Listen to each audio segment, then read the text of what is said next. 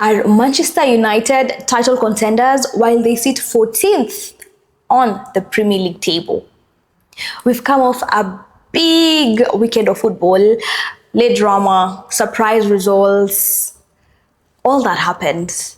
And now we are gearing on for the Champions League next week, midweek, while we still have amazing fixtures this coming weekend. So we're going to delve right into Manchester United versus Chelsea, which was one of the big games of the weekend we just had. Drama everywhere. I mean, red cards were flying, yellow cards were flying. The rain was beating hard. Chelsea didn't see it coming. Amorim, I'm going to tell you, Amorim, he only has 2 games in him. I promise. He only has 2 games in him. If he does not deliver, Ratcliffe will be on his neck and he'll be out like yesterday. He needs to thank his heavens for whatever refereeing that was. Again, today I am dressed by the best. Fantasy Sportswear 254. You could catch them up online. They're in town. But guys, look at that jersey. Again, Chelsea. If you don't have this on your jersey, do you actually own a Chelsea jersey? You are the world champions for a reason, and you need to wear it with pride like I am. So, yeah, guys.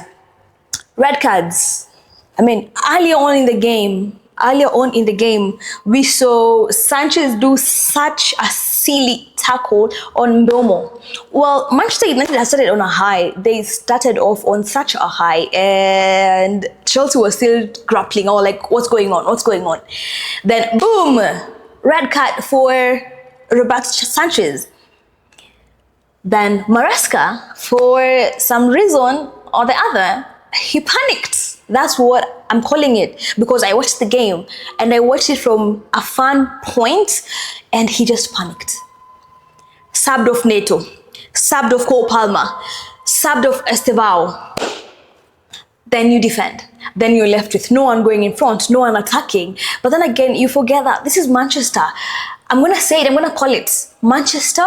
As long as you completely go offensively, they crack. They actually crack. The fact that they weren't even able to hold the lead and concede, and they were this close to actually getting a second one, and leaving Trafford with a point to share. But they were saved. It was just their day. Maresca did some silly substitutions that he did need to do, because I looked at it and I went like, okay, fine. You've brought in Andre Santos, you brought in Tosin, you brought in Jorgensen. But then again, why do you still concede goals? If you have decided to strengthen your defense, why are you still conceding? I thought when you decide to go defensive, then you ensure that you're parking the bus and actually no balls are getting through. But you don't do that. I will credit Santos. Andre Santos did so well. Kukurea was also phenomenal. Because these are individual performances that are actually picked out. As much as the game was tough, because I'll call it, he made it hard for the boys. He made it so hard for the Chelsea players. But then again, he's the manager. He calls the shots, so the players abide.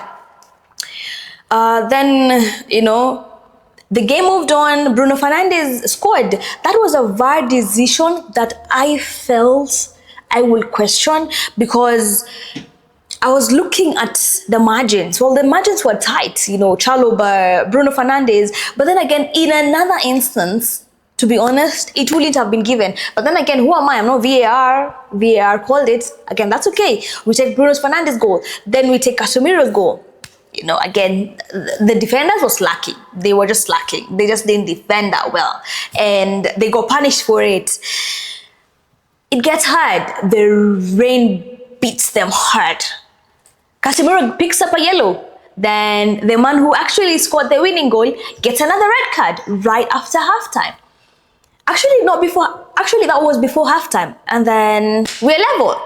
Chelsea's level with Manchester United. So, you go into the resting minutes, and then you're like, who is Maresca gonna bring in? Who is Amorim gonna bring in or probably take out? Then we see Maresca actually take out Sesko. And then we look at Enzo Maresca. I think Amorim took out, let's go correct, Amorim. Then Enzo Maresca, just plays it, and then introduces Malo Gusto in the dying minutes and introduces some other player. But yes, they both make introductions because he had already used all his subs, ideally majorly 3. Then you look at the game, you look at Chalobah, who equalized, actually not equalized, but got 1 back for the team. And you see that Reece James cross into the box. I'll tell you, Chelsea have really improved in set pieces. That I'll give them. Considering I've seen them through the years and how they're getting through the set pieces, I was like, that was phenomenal, because Bayindir was just left standing. It was like, oh, that got in. So yeah, but that's about Manchester United. There were VAR decisions that didn't sit right. Referee called some decisions that also didn't sit right. But then again, that's football. You win some, you lose some. Unfortunately, Chelsea lost. Were on the losing side that day, and it hurt so bad, because we really wanted to see Garnacho actually play at OT, get back after all the booing, because I knew he would do something. But Maresca said, hold up, we're gonna see you at the bridge. So can't wait to have Manchester United at the bridge. It's going to be a game and a half. So we're going to move on swiftly to Tottenham. Tottenham against Brighton. Brighton gave them such a hard time throughout.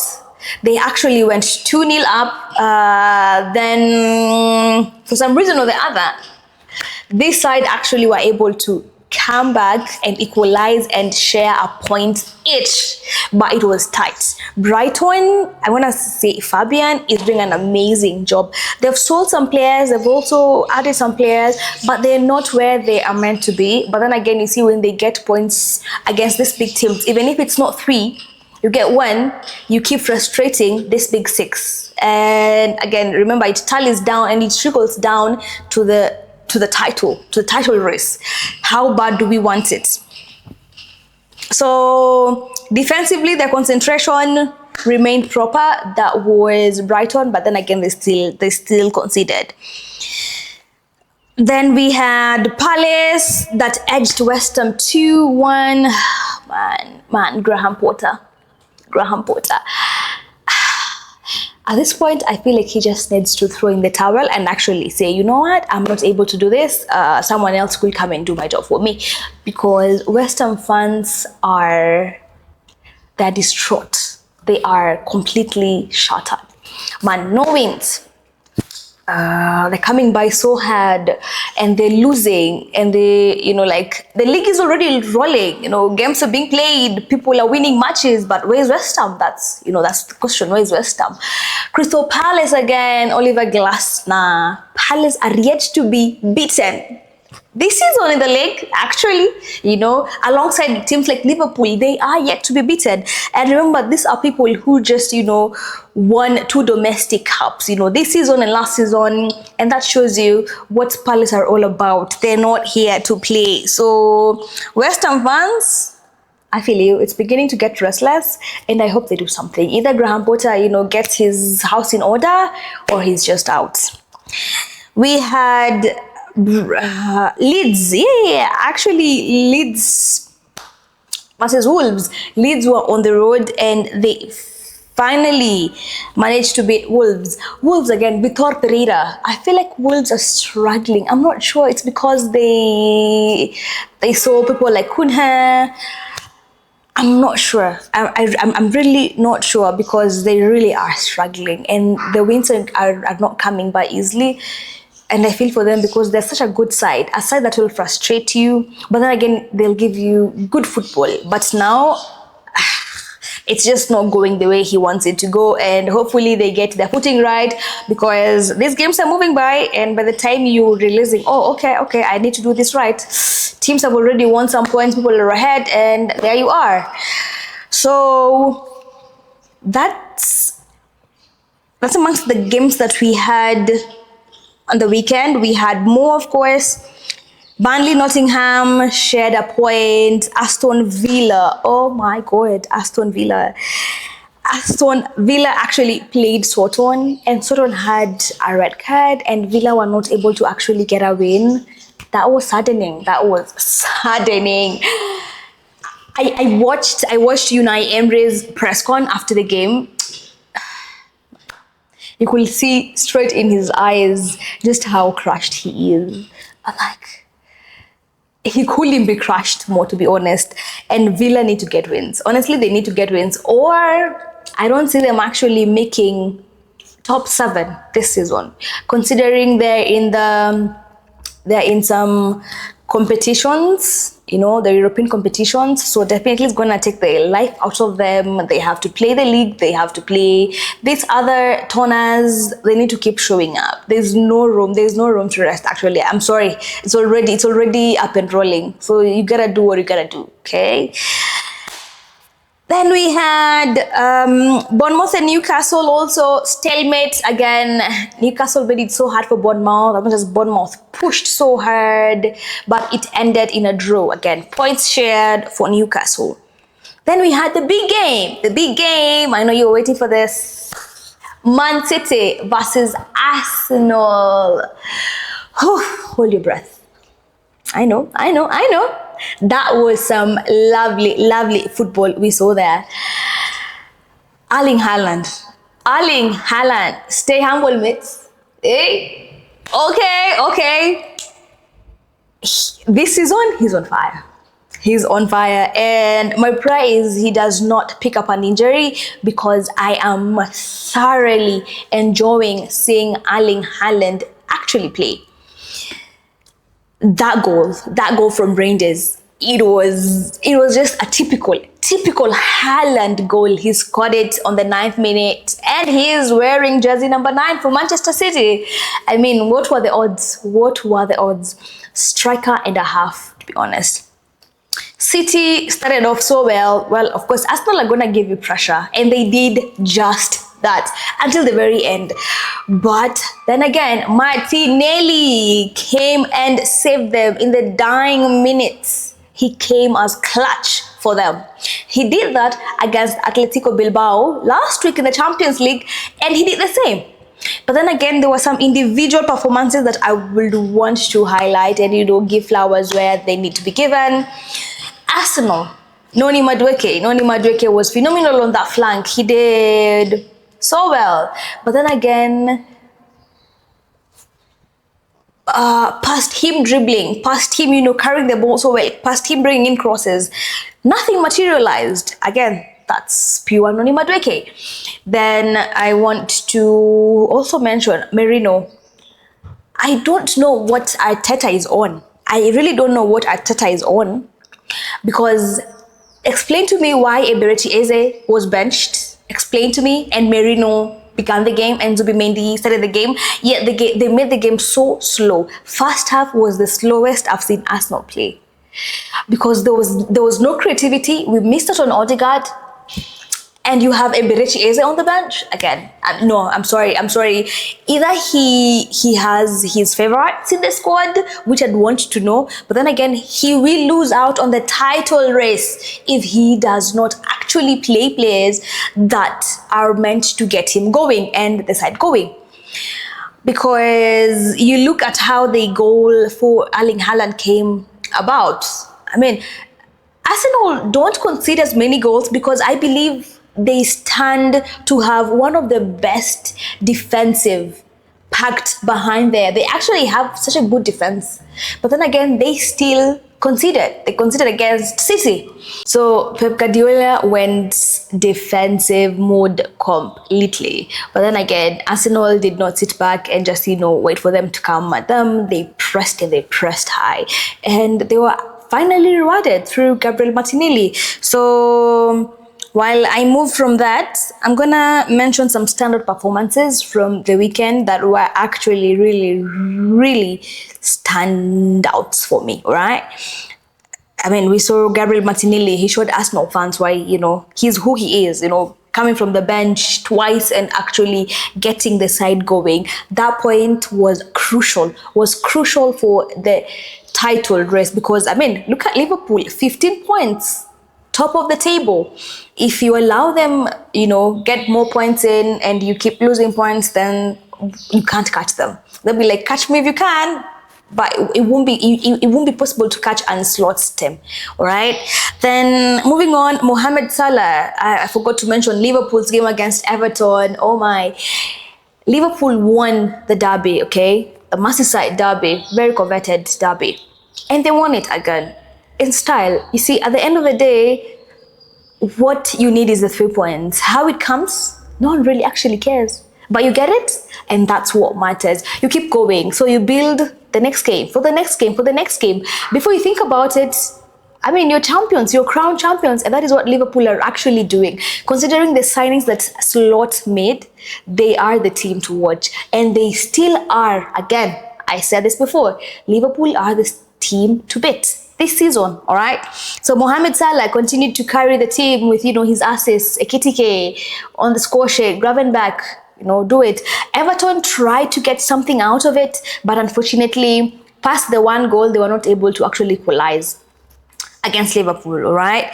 Then we have Spurs. They miss Maddison. They miss the creativity. He's so vital for them, because you would see just how much they needed that against Brighton, because Brighton dismantled them. I'm gonna tell you that. Thomas Frank, I am enjoying his football at Spurs. Well, I did it at Brentford, but now I'm enjoying it more at Spurs because he has like some good players. But against Brighton actually, the use of wide overload players completely stretched and exposed Thomas Frank's fullback for Tottenham. So that is something he needs to look into. For Leeds, we have the youngster Jorginho Ruta, who was phenomenal against the game they had against Wolves. Enjoyed his movement on the ball, and what he did for that side on the weekend was phenomenal. Okay, tactically, Arsenal's pressing game against City actually got them a point. They went on, and City at the end of the day actually just cracked and they conceded, which was something that Pep was not so happy about, considering he completely brought in defenders for his substitutions and no attacker. So that shows you how badly he needed those 3 points. But he went home with 1 point apiece. So that's Arsenal. Newcastle's compact defense was able to pin down Bournemouth, and ensure that they don't get anything, even if it meant that they had to change their whole style of play. Because I watched the game and I was like, this is not Newcastle. But then again, that's Bournemouth. When you go against Bournemouth, you do not know what they'll bring. They might come and shock you, because they beat Arsenal last season. They beat some big teams last season, and they're not afraid to come at you. Every single time you play against Bournemouth, you be ready. You just better be ready for them. Looking ahead, we have some interesting matches this coming weekend. We have Newcastle, Arsenal, such a big fixture, juicy matchups this weekend. Newcastle, this is the big one. Honestly, for me, I think this is the big one. Arsenal need a win. They need a win to keep up with Liverpool, and Newcastle won't make it easy. Eddie Howe's team won't make it easy. So I also want to see how that game will go, because Newcastle will also want to prove themselves. So it's a big side, big fixture. So stay on the look for that. Then we have Manchester City, Burnley. Of course, Pep will demand a statement from the draw that he just had against Arsenal. So he'll want his players to actually get something from that game. Burnley from relegation. I'm not sure how that will go, because they gave Liverpool a hard time until, Hannibal gave the handball and they lost the game at the dying minutes as well, the Mohamed Salah penalty. I'm not sure if they're going to play the same way against City in the weekend, but we're going to see. But definitely City will show up and show out, because they know they cannot be left behind. They just can't. We have Tottenham versus Wolves. Tottenham again. Spurs will want to keep the momentum they've had with Thomas Frank this season. They won't let their guards down, okay? Wolves are desperate, in need for a win, so they'll definitely show up and show out. So that will be an interesting match to see again, because they both need something and they need to actually, come up strong. So we'll see how that goes. Then we have Everton versus West Ham. West Ham. I think it's a real test for these two sides, because both coaches are under pressure, so much pressure. So one of them has to actually show why they're still in their jobs. If not, then even a draw won't be something that they want. It'll feel more of a loss than actually a point shared. All right. Then we have Chelsea vs Brighton. Brighton is always so hard on Chelsea again. You know that. The Brighton side will really want to, build on the momentum they had against Tottenham. Okay, they're actually playing these London teams back to back, so that is something that they'll need. Chelsea is still finding consistency. Okay, after losing at Old Trafford, that is what they're looking for. While Brighton will bring energy and unpredictability. When you think they're down, that's when Mitoma actually banks in a goal. You're like, wait a minute, what happened? Again, Joao Pedro will be meeting his former club, and I'd want to see how he'll actually show up against Brighton. Key players to keep an eye on, definitely Cole Palmer.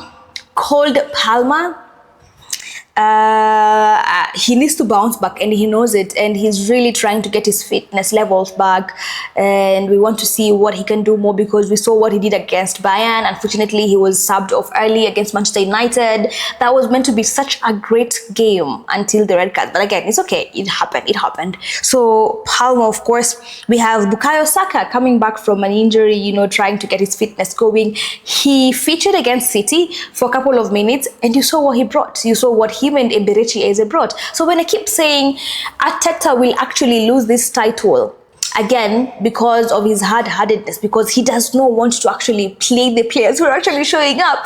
Because why do you bench your star players? Why did you buy Eze? You have Eze, you have Saka. Why bench them? So those are questions to ask. But Bukayo Saka, definitely, if he's good, then his attacking for Arsenal is always A1. Then we have Mitoma for Brighton. Luckily, he was never sold, neither did he actually ask for out. So we have another season to watch Mitoma's greatness, because he's great. His individual brilliance, I'll call that. So he's dribbling against Chelsea. He's always punished that side. So we'd want to see how he's going to go defensively, considering Chelsea, who are very shaky defensively. We'd want to see how he'd perform over the weekend. So yeah, with all the drama and the scores that happened, the late surprises and things like that, I can't wait for next weekend. And that shows you what Premier League is all about. It's the next high and the next high. Even if your team is beaten, you still want to watch it again and follow up on it. So yeah, that's it. Guess I'll catch you on what? Champions League, I guess. That's next week, midweek.